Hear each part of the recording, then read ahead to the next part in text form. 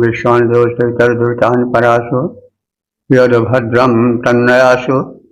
ॐ भद्रं कर्णेभिः शृणुयाम देवा भद्रं पश्येमाक्षभिर्यजत्राः विश्रैरङ्गैस्तुष्टुवांसस्तनुर्भिः व्यसेमहि देवहितं यदायुः। ओम वेद प्रेमियों श्री श्रोताओं संपत हम सब ऋग्वेद के दशम मंडल के 54वें सूक्त की व्याख्या में प्रवेश करने जा रहे हैं। इस सूक्त में 6 मंत्र हैं। मंत्र षार्ष बृहदुक्त दैव्य देवता इंद्र, और इस सूक्त के प्रथम मंत्र का शीर्षक है रक्षक इंद्र का आवाहन। अब संबंधित मंत्र का सर्वप्रथम सत्सर पाठ हो जाए।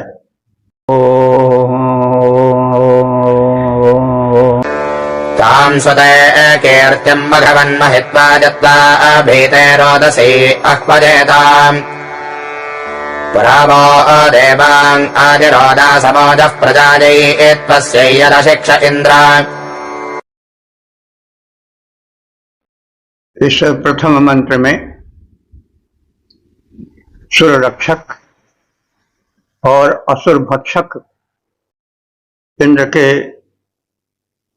परब्रह्मीय रूप का चित्रण किया गया है। इस पूरे सूक्त में इंद्र का परब्रह्मत्व ही झलकता है।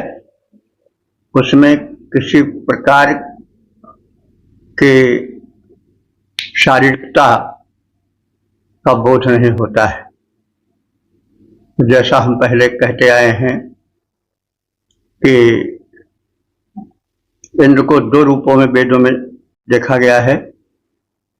एक जो उस परम शक्ति के प्रतिरूप प्रतिनिध बन करके मानव रूप में स्थित होते थे, और उनका जो मुख्य रूप है वह है तो वो एक परम शक्ति हैं, और मंत्र दृष्टा दिव्य दृष्टि युक्त ऋषियों ने उस परम शक्तिमान का, ब्रह्मांड नियामक का जो प्रथम नाम रखा वो इंद्र रखा। तो उसी इंद्र का इस पूरे सूक्त में चित्रण है। मघवन हे धन संपन्न इंद्र। मघवा इंद्र का नाम है। धन से मतलब हुआ कि यावत धन द्रव्य इस धरती पर है या ब्रह्मांड में है उसके स्वामी इंद्र हैं। तो हे मघवन, हे परम संपन्न इंद्र, महित्वा कीर्ति, तुम्हारा यश महनीय है, उसका हम गुणगान करते हैं। भीते रोदसी, जब रोदसी माने देवा पृथ्वी भूलोक द्युलोक आसुरी आतंक से भयभीत हो गए थे, तब उन्होंने आवहेयताम, तुमको पुकारा संरक्षण हेतु, और आवाह, तुमने उनकी रक्षा की। दासम आतिरा, दास माने दस्युओं का, शत्रुओं का, असुरों का संहार किया। प्रजाए, और निर्दोष भक्त प्रजा को पूजा बल प्रदान किया। अशिक्षा माने उनको जीने की शिक्षा दी। शिक्षा अर्थ प्रदान भी होता है, तो अशिक्षा उन्हें बल प्रदान किया, आत्मिक बल प्रदान किया, नैतिक बल प्रदान किया, साथ ही साथ उनको संरक्षण भी प्रदान किया। हे वैभव संपन्न इंद्र, तुम्हारी महनीय कीर्ति का हम तुम्हारे आराधक गुणगान करते हैं। आसुरी आतंक से भयभीत द्यावा पृथ्वी दुलोक भूलोक जब तुम्हें पुकारते हैं तब तुम उस समय उनके कष्ट निवारण हेतु जो दिव्य मनुष्य हैं, निर्दोष हैं, देवतुल्य हैं, उनकी रक्षा करते हो। आह्वान पर पधारे तुमने असुरों का संहार किया है और प्रजाओं का, निर्दोष भक्तों का संरक्षण किया है। और तुमने यजमानों को, यज्ञशील व्यक्तियों को, पुरुषों को बल प्रदान किया है, संरक्षण दिया है। हे वैभव संपन्न इंद्र, हम करते तेरा यशोगान। धरा गगन जब तुम्हें पुकारें, करते हो तब उनका त्राण। असुरों को करते विनष्ट, सुनकर आते उनका आह्वान। सुनकर आते आकुल आह्वान। यजमानों का रक्षण कर, बल करते हो उनको प्रदान। ओम 10-52 देवता इंद्र शीर्षक शत्रुंजय इंद्र। अब संबंधित मंत्र का सर्वप्रथम सत्पर पाठ हो जाए।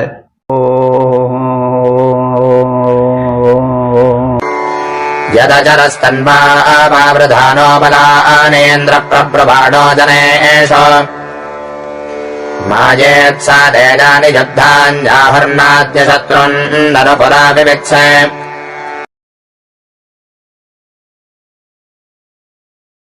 इस दूसरे मंत्र में इंद्र में परब्रह्मत्व का स्थापन किया गया है। इंद्र को स्थूल रूप से जहां तहां हम देखते हैं कि वर्णन किया गया है, वे शत्रुओं का संहार करते हैं, वृत्तासुर को मारते हैं, नगरों को जलाते हैं दुष्टों के। लेकिन इस मंत्र में यह कहा गया है कि इंद्र ऐसा कुछ नहीं करते हैं। वो एक व्यवस्थापक हैं। इसको हम इस प्रकार से समझ सकते हैं, एक संविधान बनता है जिसको बुद्धि संपन्न या मेधा संपन्न किसी व्यक्ति द्वारा बनाया जाता है। राजा उस संविधान में कोई हस्तक्षेप नहीं करता है। राजा हो, प्रधानमंत्री हो, कोई भी हो, वह संविधान ही सब कुछ करता है। दंड भी देता है, पुरस्कार भी देता है, लेकिन जो नियामक है यानी राष्ट्र का अध्यक्ष है, वह कुछ नहीं करता है, भले नाम उसका लिया जाता हो। तो ऐसे जो इंद्र है वह परब्रह्म परमात्मा रूप में है। वह एक सूक्ष्म शक्ति है जिसके प्रभाव से सब कुछ होता है। सृजन होता है, संहार होता है, जन्म होता है, मरण होता है, और यह सब होता रहता है। तो उसको वो नहीं करता है, उसकी माया करती है। अगर वह परब्रह्म परमात्मा या उससे संबंधित कोई भी नाम अपने को किसी का मित्र, किसी का शत्रु माने, तब तो फिर उसमें पक्षपात जन्य दोष आ जाएगा।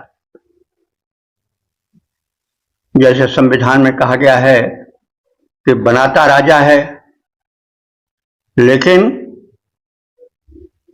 उसका दंडन प्रक्रिया में या पुरस्कार प्रक्रिया में कोई अपना साक्षात या स्पर्श हाथ नहीं होता है, वो एक व्यवस्था है, वो सब कुछ चलाती रहती है। उस व्यवस्था के स्थान पर यहां माया शब्द आया है। तो परमात्मा तो कुछ नहीं करता है, उसकी माया, उसकी एक शक्ति सूक्ष्म रूप से काम करती है, वही दंड देती है अपराधी को, वही पुरस्कृत भी करती है सज्जनों को। उस पर कर्मों का आरोपण नहीं होता है। ईश्वरीय व्यवस्था से, जिसे माया कहा जाता है, वो सब स्वतः होता रहता है। अगर ईश्वर किसी को दंड दे और किसी को पुरस्कार दे तो वह एक दोष हुआ, उसमें व्यक्तिवादिता आ जाएगी, क्योंकि वह निरपेक्ष कहा गया है, न वो किसी का शत्रु है न मित्र है। ऐसा स्थान स्थान पर भांति भांति से कहा गया है।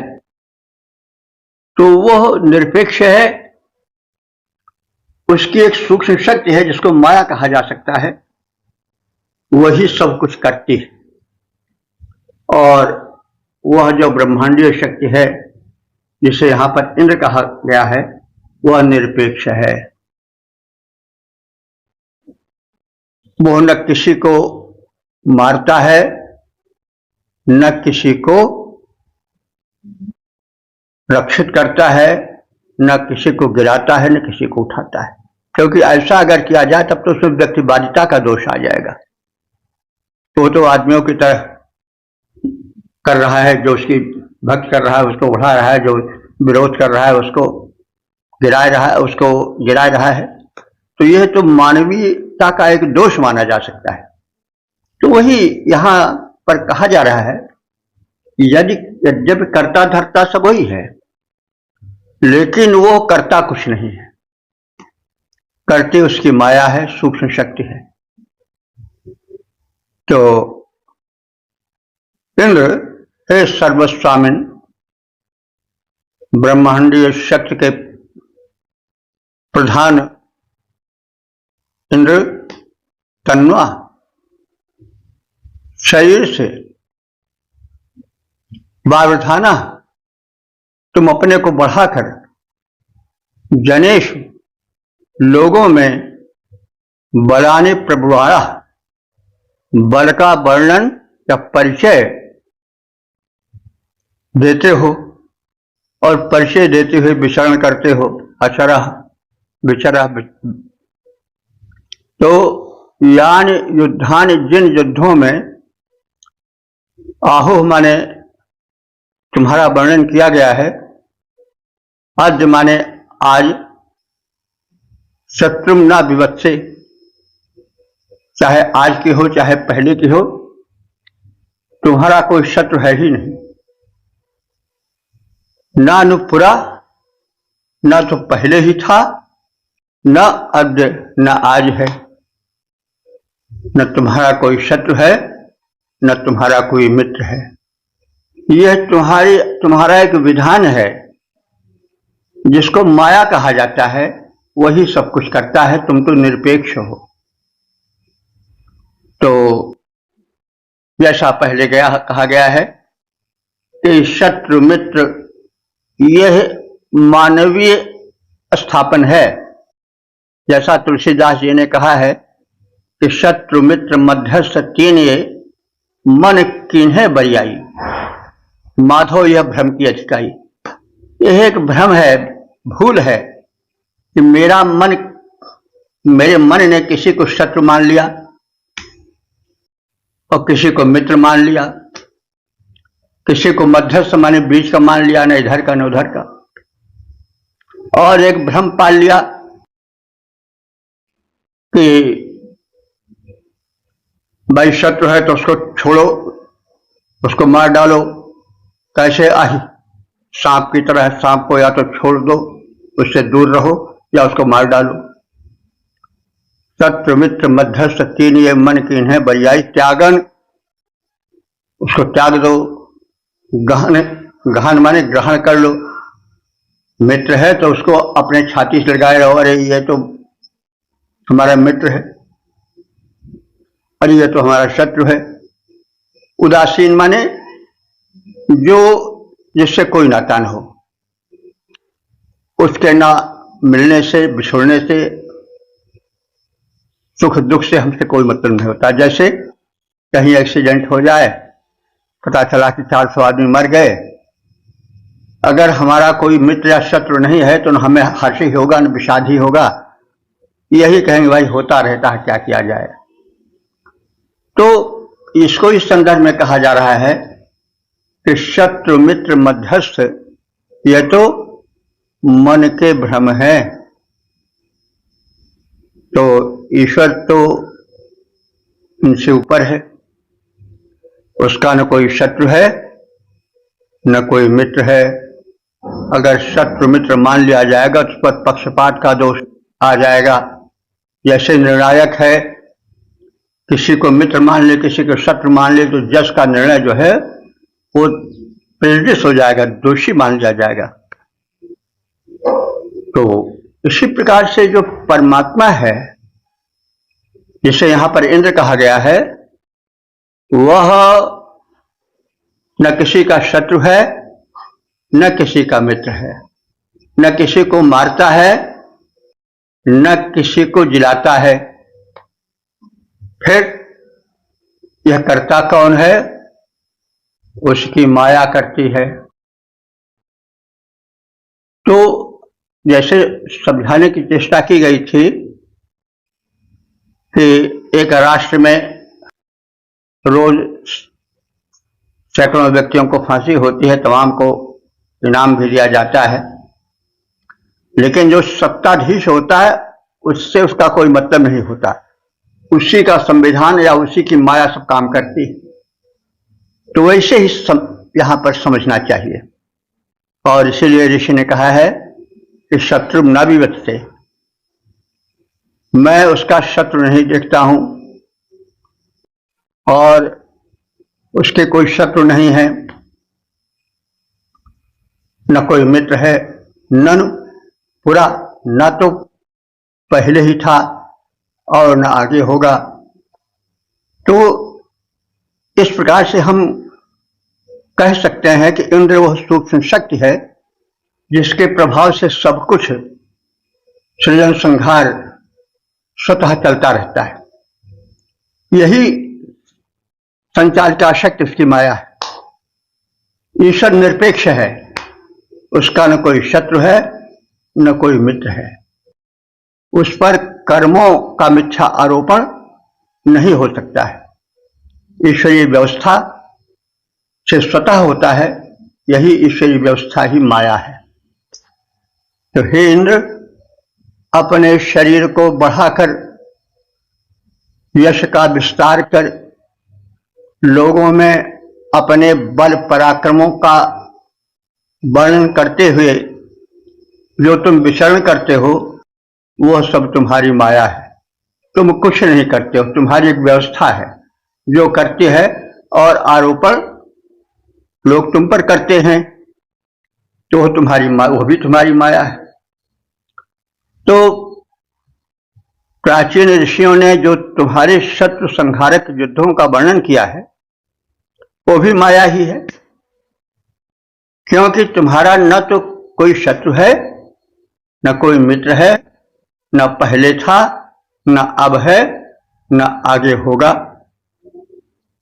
तो यह है इंद्र का प्रारूप जो परब्रह्मत्व का पूर्ण प्रदर्शन करता है, पूर्ण प्रकटीकरण करता है, पूर्ण प्रतिपादन करता है। इंद्र तुम्हारा बृहत सुयश और बढ़ी हुई व्यापक काया जो कुछ वर्णित हुई वह सकल तेरी ही है माया। हरि संहारक बल वर्णन जो तेरा हुआ कहीं है वह माया, असत्य तेरा रिपु है न हुआ कहीं है। तो इस प्रकार से हमने इस इंद्र के परब्रह्मत्व के प्रतिपादक मंत्र का संक्षिप्त ज्ञान प्राप्त कर दिया। ओम 10 54 3 देवता इंद्र, शीर्षक आदि शक्ति इंद्र। अब संबंधित मंत्र का सर्वप्रथम सस्वर पाठ हो जाए। कापुनते महिमनः समस्यास्पत्पोर्वर्षयोऽन्तमापः यन्मातरञ्च पितरञ्च साकमजनयथास्तन्वा अस्वायाः।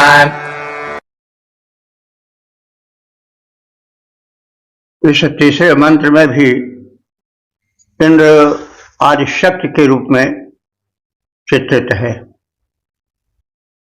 वह ब्राह्मणीय ऊर्जा का स्रोत है और उसी का ही विस्तार यह सारा प्रपंच धरा गगन है। तो यह दार्शनिक सूक्त उस इंद्र के सूक्ष्म प्रारूप परब्रह्मत्व का पूर्ण प्रतिपादक है। ते समस्त महिमना, हे इंद्र तुम्हारी समस्त महिमा का, समस्त महिमना माने तुम्हारी समस्त महिमा का, व्यापक कृत्यों के विस्तार का, शक्तियों का, अंतः माने अंत, अस्मत् पूर्वम मुझ मंत्र दृष्टा ऋषि के पहले कौन ऋषि, आप कौन सा ऐसा ऋषि है जो जान सका है। यानी ऋषि कह रहा है कि मुझे आत्मबोध हुआ है और मेरे विचार से यह आत्मबोध मुझे ही हो रहा है। इसका मतलब नहीं कि इससे कोई अहंकार टपक रहा हो, औरों को हुआ होगा। ये तो जब आत्मबोध होता है तो जो भाषा निकलती है वो कुछ थोड़ी विचित्रता लिए होती है। तो मतलब यह है जो अभिव्यक्ति है वो ऋषि की आत्मबोध की अभिव्यक्ति है, जिसमें वह इंद्र को उस परम शक्ति के रूप में देख रहा है जो कि सृष्टि संचालिका शक्ति के रूप में है, और उसे ऐसा आभास हो रहा है कि यह आभास शायद हमारे पहले किसी को ना हुआ हो। तो मातरम चा पितरम चा, हे इंद्र तुमने माता रूप पृथ्वी को और पिता रूप गगन को या द्युलोक को एक साथ ही उत्पन्न किया है। शाकम स्वाया तन्वा आजान रथा, एक साथ ही अपने शरीर से उत्पन्न किया है, माने तुम्हारे ही शरीर से यह सकल ब्रह्मांड उत्पन्न हुआ है। धरालोक भूलोक जितना है वो एक साथ तुम्हारे ही शरीर से हुआ है। अब वो एको हम बहुत श्याम वाली बात यहाँ स्पष्ट होती है। परमात्मा के हृदय में विचार हुआ कि मैं तो एक हूं, अनेक रूप में फैल जाऊं। तो वही है इस इंद्र एक से अनेक सृष्टि प्रपंच का विस्तार हुआ। हे इंद्र तुम्हारी समस्त महिमा का पार हमसे पहले किन ऋषियों ने पाया था, इसको मैं नहीं कह सकता हूं। तुमने अपने शरीर से एक साथ ही माता पिता रूप भूलोक और दुलोक को अपने शरीर से एक साथ ही उत्पन्न कर दिया था। यह तुम्हारी महिमा शक्तिमत्ता का परब्रह्मत्व का प्रत्यक्ष प्रमाण है। हे इंद्र तुम्हारी महिमा का है पार कौन ऋषि पाया, तुमने निज तन से ही द्यावा पृथ्वी को उपजाया। तो इंद्र तत्व आदि शक्ति है, उसका प्रवाह अंतहीन है। व्यवहार में शक्ति भी किसी पदार्थ से उत्पन्न होती प्रतीत होती है। दृश्य रूप में उत्पादक वस्तु उसकी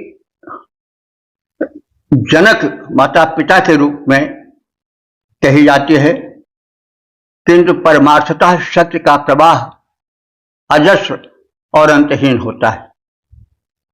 उस पदार्थ विशेष से पहले भी कुछ था, यह नहीं कहा जा सकता है। और यह उस परब्रह्मत्व का विराटत्व है। वो 10, 54, 4 देवता इंद्र, शीर्षक दाता इंद्र। अब संबंधित मंत्र का सर्वप्रथम सस्वर पाठ हो जाए।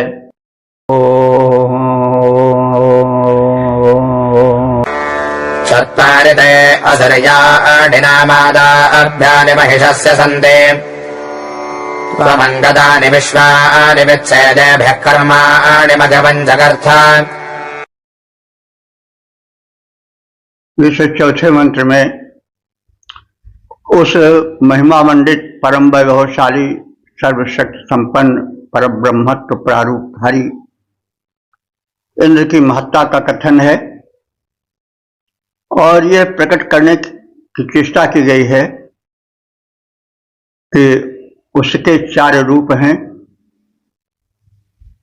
4 शरीर हैं। वही बाद में विष्णु के 4 हाथ मान लिए गए होंगे और उन्हीं के जरिए उस सारा कर्म सृष्टि जाल की व्यवस्था होती है, संचालन होता है। तो उसके जो 4 रूप हैं वही सब कुछ करते हैं।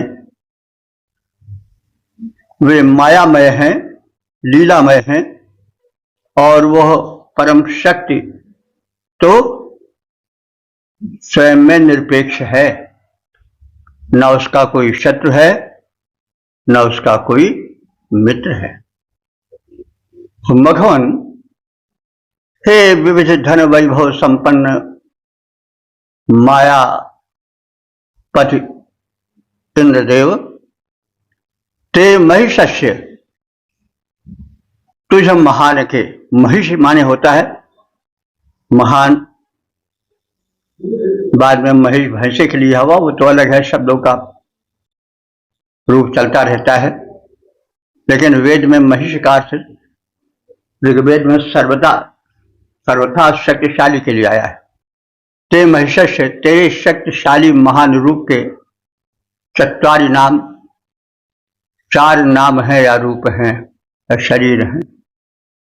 असुरयाणि अदभ्यानि सन्ति, वे तुम्हारे जो 4 रूप हैं वे असुर विनाशक हैं और अनश्वर हैं। अंग, हे परम प्रिय देव प्रवर इंद्र, त्वम तानि विश्वानि वित्से, तुम्ही उन सब अपने रूपों को, अपने शरीरों को जानते हो। हम उन्हें नहीं जानते हैं। हम क्या कहें, केवल हम अनुभव करते हैं कि तुम्हारे 4 रूप हैं। वे सारी सृष्टि का संचालन करते हैं। ये भी जिनके द्वारा कर्माणि चकर्थ, तुम सारे पराक्रमपूर्ण कर्मों को करते हो। तो जो तुम्हारे वो 4 रूप हैं, मायामय रूप हैं, वही तुम्हारे 4 हाथ हैं। विष्णु में बाद में लगा होगा। और वही जैसा शंख, चक्र, पद्म, गदा आदि संभवतः इन्हीं 4 रूपों का विकसित रूप हुआ होगा। तो तुम्हारे ये 4 जो प्रारूप हैं वही सर्व क्रिया संपन्न करते हैं, तुम्हारे पराक्रमों का परिचय प्रदान करते हैं। हे वैभवशाली इंद्र, तुम महान हो, असुर विनाशक हो। असुर का विनाशक इसलिए कहा गया है कि असुर जो हैं वे उस परमात्मा के सृष्टि का संतुलन बिगाड़ते हैं और जो रचनाकार है वो कभी नहीं चाहेगा कि उसकी सृष्टि असंतुलित हो। इसलिए एक सूक्ष्म व्यवस्था उसने कर दी है कि उसका संतुलन न बिगड़े और जो संतुलन बिगाड़ता है वही असुर हो जाता है, उसका संहार उसकी व्यवस्था से होता है। जैसे जब गर्मी बहुत बढ़ जाती है तो फिर उसके बाद वर्षा आती है, व्यवस्था है, और जब शीत बहुत बढ़ जाता है तो फिर ग्रीष्म आता है, बसंत आता है। तो एक व्यवस्था है जो अपने आप होती रहती है, उससे सृष्टि का संतुलन स्थापित रहता है। तो हे वैभवशाली इंद्र देवता, तुम महान हो, तुम आसुरी शक्तियों के विनाशक हो, जो सृष्टि संतुलन में बाधक हैं, और तुम अनश्वर हो। तुम्हारे 4 रूप या 4 शरीर हैं, तुम उन्हें जानते हो, हम उन्हें नहीं जान सकते हैं।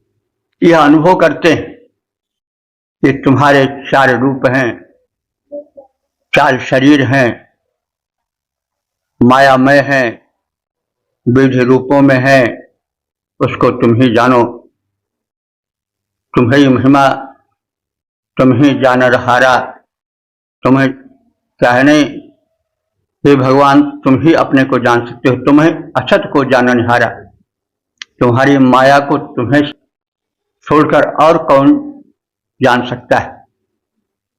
तो तुम्हें अछत को जाननहारा, तुम्हें छोड़कर तुम्हारे अतिरिक्त और कौन जान सकता है तुम्हारे इस प्रपंच को, इस माया विस्तार को।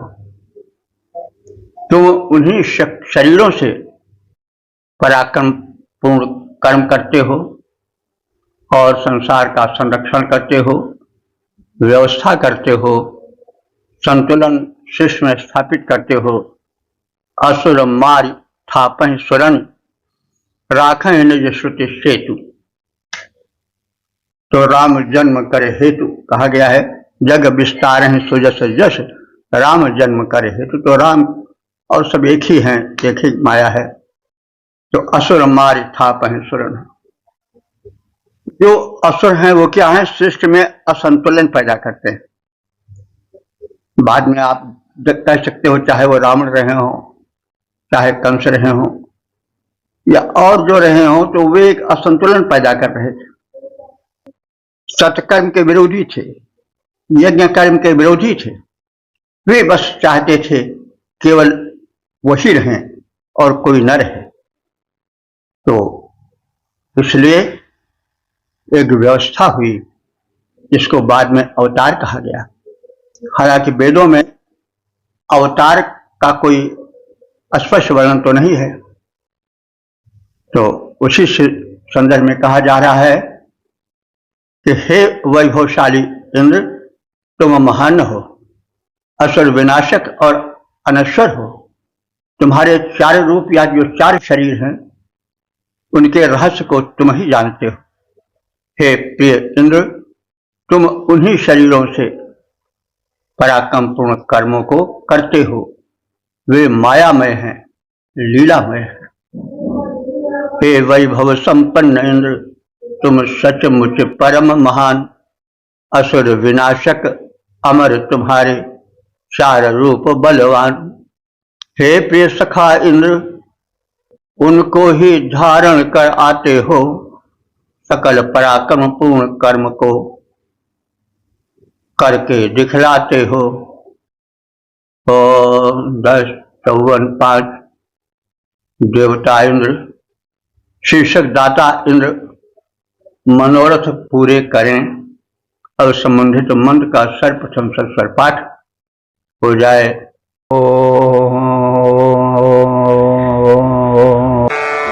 त्वं विश्वादधिशे केवलानि याञ्जाभिर्या च गुहावसोऽनि काममिन्ने मघवन्मावितारेस्तमा अज्ञाता त्वमिन्द्रासि दाता।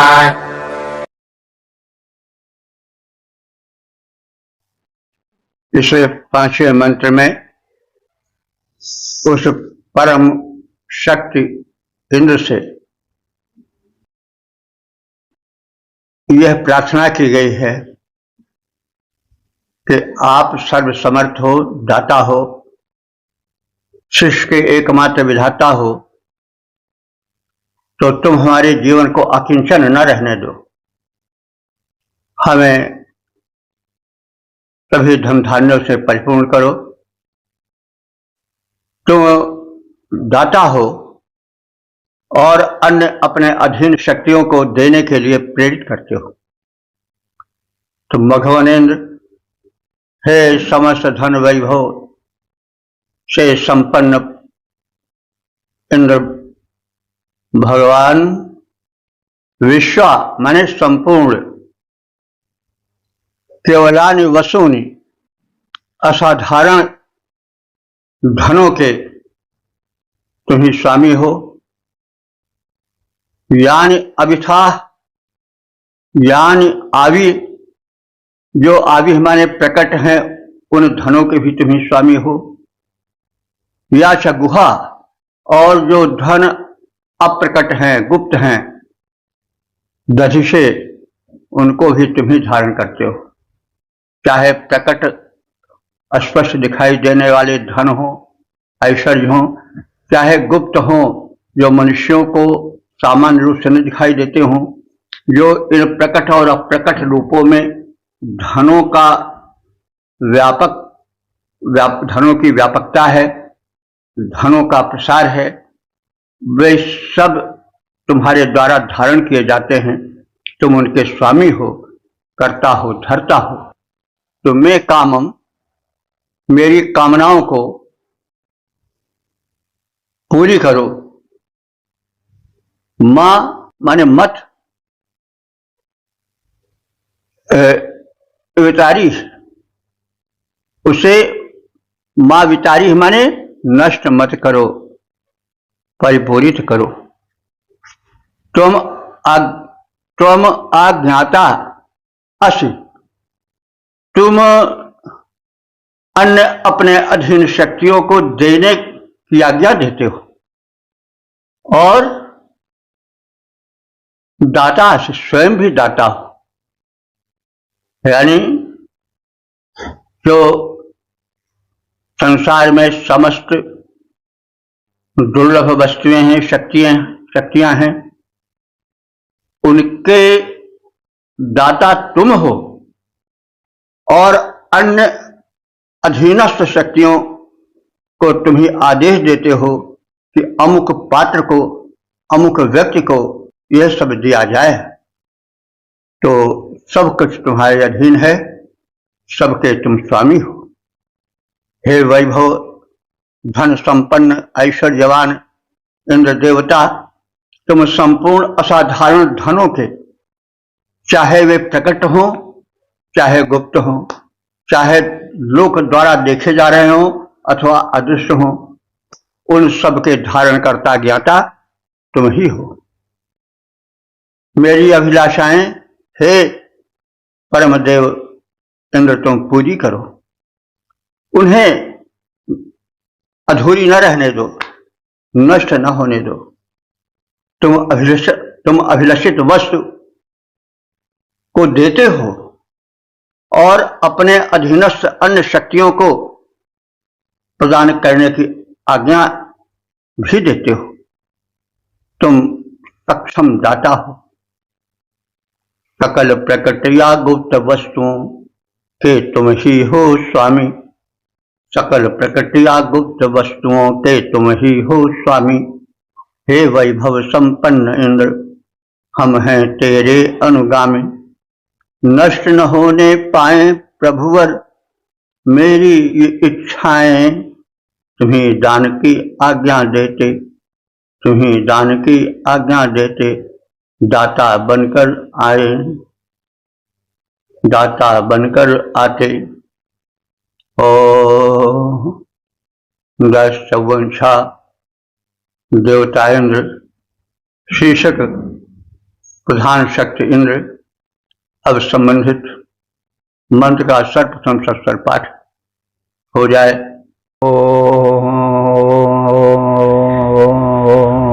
यो अदधाज्योतिषज्योतिरन्तर्यो अदुधन्मधुना सम्मधोने अध प्रियं शोषमिन्द्राजमन्म ब्रह्मकृतो बृहदुक्थादवाचे।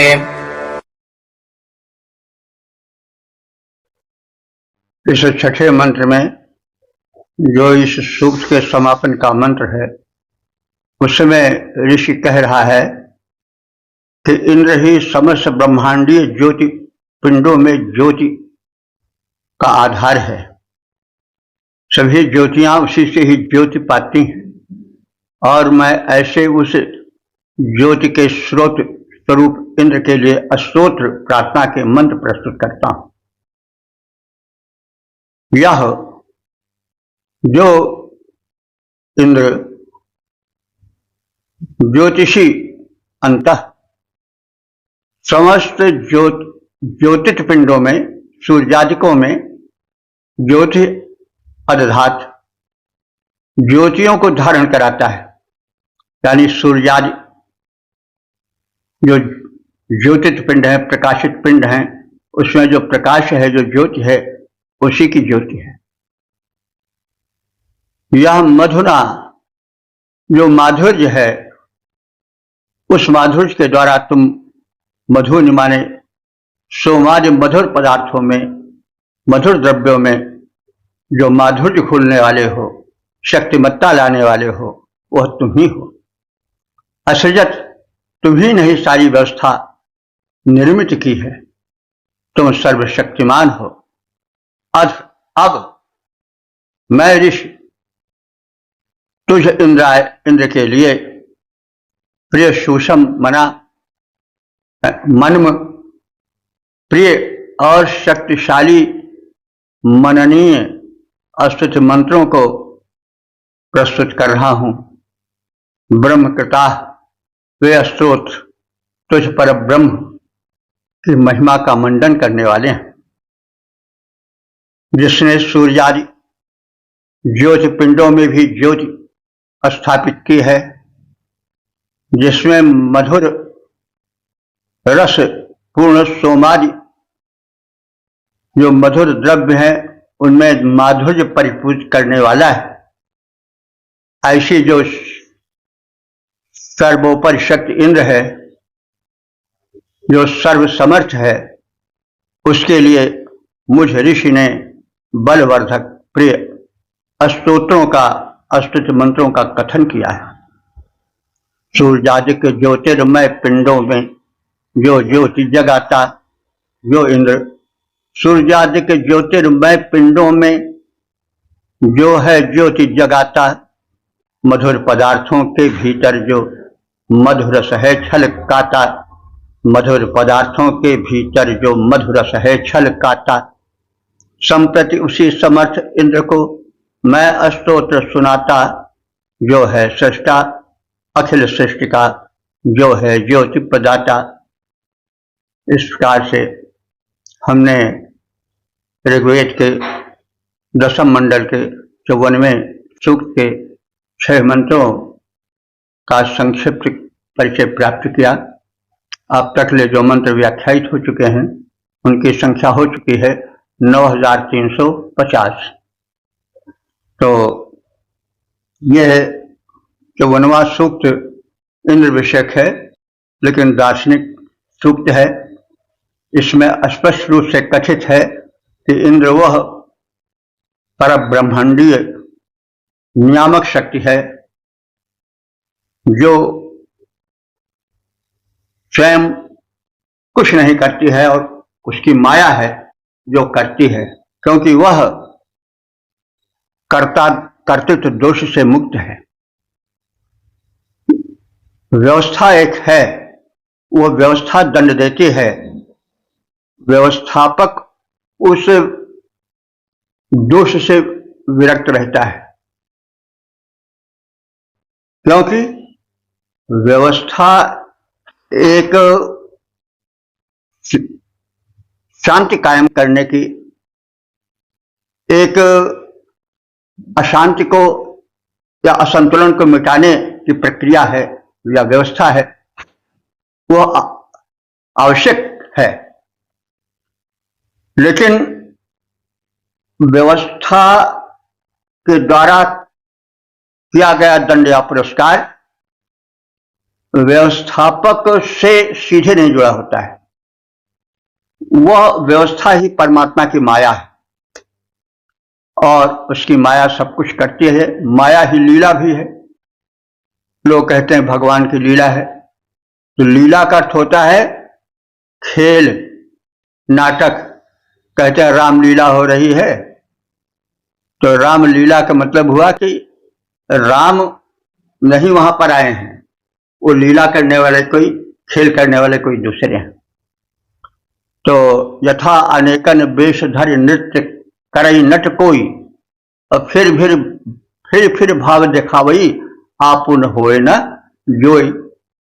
जैसे एक नर्तक है या एक्टर है, वह भांति भांति के एक्टिंग को पेश करता है, लीलाएं करता है, लेकिन जो करता है वह उससे वह अलग रहता है।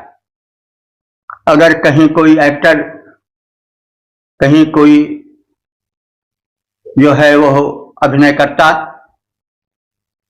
रावण बना है, तो वह वास्तविक रावण नहीं रहता, उससे अलग है।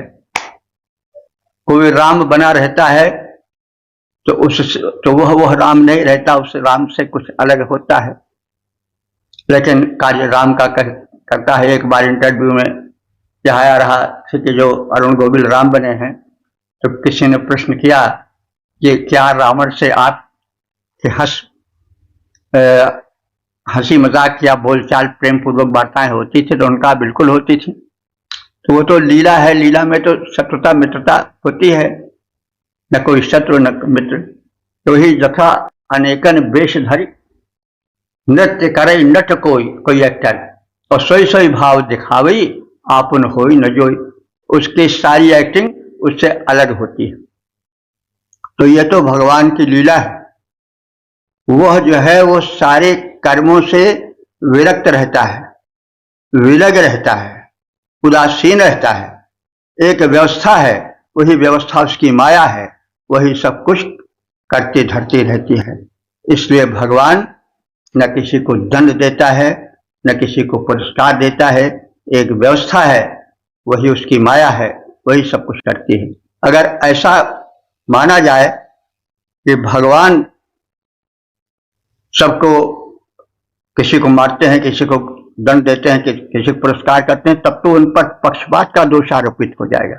नहीं, वो कुछ नहीं करते हैं। एक व्यवस्था उन्होंने बना दिया, वही उनकी माया है, वही सब कुछ करती धरती है। वो परम शक्ति सबसे ऊंचे है, वो एक व्यवस्थापक है, लेकिन उस व्यवस्था में जो क्रियाशीलता है उसकी सूक्ष्म योजना है उसकी, लेकिन वो प्रत्यक्ष रूप से कुछ नहीं करता, क्योंकि प्रत्यक्ष करे तब तो फिर कर्तृत्व दोष हो जाएगा। कर्तृत्व दोष में यह होता है कि एक व्यक्ति जो है पक्षपात भी कर सकता है, किसी कारण से कुछ द्वेषवश जो नहीं करना चाहिए वो भी कर सकता है, तो वो एक दोष होता है। तो जो इंद्र है, परब्रह्म परमात्मा है, वो इस पक्षपात दोष से अलग है। वो उसकी लीला है। लीला माने नाटक है। नाटक क्या मतलब? झूठा, माया। तो जितने एक्टर्स होते हैं, कभी गरीब बनते हैं, कभी अमीर बनते हैं, कभी कुछ बनते हैं, कभी, तो वे न गरीब रहते हैं न अमीर रहते हैं, उनकी स्थिति अलग होती है। तो कहने का मतलब इसको समझना चाहिए। इस सूक्त में इंद्र को एक परब्रह्म परमात्मा के रूप में, शुद्ध रूप में प्रस्तुत किया गया है। यह बताया गया है कि उसकी एक व्यवस्था है, जिसे माया कहते हैं, वही सब कुछ करती है। वे सारे कर्मों से विलग रहते हैं। जो ज्योति है, जो संसार का विस्तार है, वो सब उसी का एक रूप है, उसी की माया है, उसी की रचना है, लेकिन इतना होते हुए भी वो उनसे भिन्न है। तो इसी आधार पर बाद की थ्योरियां, बाद के सिद्धांत विकसित हुए, जिन पर और तमाम ग्रंथ लिखे गए। इस प्रकार से हम देखते हैं कि ऋषि ने एक दार्शनिकता से इंद्र के स्वरूप को समझाया है, और इससे स्पष्ट होता है कि इंद्र परब्रह्म परमात्मा का प्रारूप है। वह कोई मनुष्य या ऐसा देवता नहीं है जो अगर कुछ उसको चढ़ावा ना मिले तो गुस्साए जाए, और चढ़ावा मिले तो खुश हो जाए। ऐसा बाद में पुराणों में देखा गया है कि उनको चढ़ावा नहीं मिला तो गुस्साए गए इंद्र देवता और वृष्टि करने लगे घनघोर। कृष्ण ने कहा, भाई तो इस इंद्र को क्यों पूजते हो, गोवर्धन को पूजो। तो इस पर इंद्र रुष्ट हो गए और वर्षा किए, तो अंत में कृष्ण को उंगली पर गोवर्धन उठाना पड़ा, इंद्र का दर्प चूर हुआ। तो आज बातें पौराणिक हैं। वेद का जो इंद्र है मूल रूप में वह इंद्र परब्रह्म परमात्मा का स्वरूप है, जिसका न कोई शत्रु है न कोई मित्र है, जिसकी माया जिसकी व्यवस्था सब कुछ करती है। तो यह दार्शनिक जो सूक्त है यह मननीय है, चिंतनीय है, और जो इंद्र का स्वरूप है उसका स्पष्ट बोधक है। और इसे ध्यान में रख करके जो बाद में इंद्र के रूप हुए हैं उन रूपों से इसको विलग समझकर पूरे रहस्य को समझना चाहिए। तो इस प्रकार से वेद के इस महत्ता को ध्यान में रख करके इसके भीतर छिपी मान्यताओं को समझने हेतु वेदाध्ययन, वेदों का श्रवण कथन, चिंतन मनन परमावश्यक है। मैं पुनः पुनः विनय करता हूँ, करवत प्रार्थना करता हूँ कि श्रोतागण वेद के प्रेमी वे वेद के मर्म को समझें, समझाएं और इस आर्ष धरोहर को कभी क्षीण न होने दें, जो अब तक नहीं क्षीण हुई। तमाम संकटों के बाद भी जो वेद सुरक्षित रहा वो अब, जबकि पूर्वकालिक जैसे संकट नहीं है, अब हम उन्हें भांति भांति रूपों से विस्तृत कर सकते हैं। वैज्ञानिक साधन इतने हो गए हैं कि विश्व सिकुड़ कर एक आंवले के बराबर हो गया है। तो अब लोक कल्याण के लिए वेदाध्ययन आवश्यक है। विज्ञान बढ़ गया है, लेकिन मनुष्य उसी प्रकार से, या कह सकते उससे अधिक पीड़ित है। वह वेद के संदेशों से अपरिचित आज संपन्न होते हुए भी परम विपन्न है। उसके आंसू थम नहीं रहे हैं, मुस्कान उसके ओंठों की उड़ गई है, तो रोग शोक ने उसे घेर लिया है। इस परिस्थिति में वेदाध्ययन परम आवश्यक है। इस निवेदन के साथ ओम सर्वे भवन्तु सुखिनः, सर्वे सन्तु निरामयाः, सर्वे भद्राणि पश्यन्तु, मा कश्चित् दुःख भाग् भवेत्।